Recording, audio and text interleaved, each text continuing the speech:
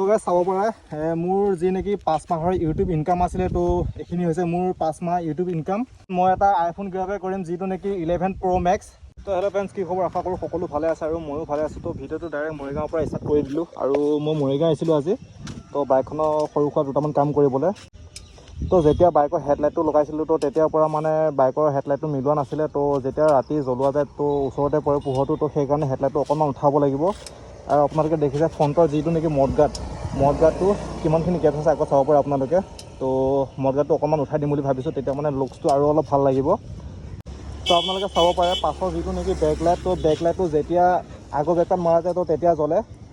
আৰু এই পাছৰ বেকলাইট মাৰি দেচোন। তো পাছৰ বেকলাইট মাৰিলে মানে বেকলাইটটো নজ্বলোৱা হৈছে। আগৰ বেকলাইট এৰি দে।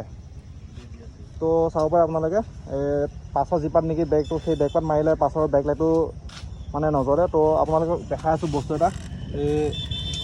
এই পাত যিপাত দেখিছে নেকি স্প্ৰিং, তো সেই স্প্ৰিংপাত খুলি আছে। তো সেইকাৰণে মানে পাছৰ বেকপাত মাৰিলে পাছৰ বেকলাইটটো নজ্বলে। তো সেইটো স্প্ৰিংপাত লগাব লাগিব। আৰু যদি টাইম হয় বাইকৰ হেডলাইটত মোৰ ইউটিউবৰ নামটো লিখিব লাগিব ধন কোঁৱৰ বুলি। তো এইখিনি কাম কৰিমগৈ আজি। তো আপোনালোকে ভিডিঅ'টো কণ্টিনিউ কৰি থাকক।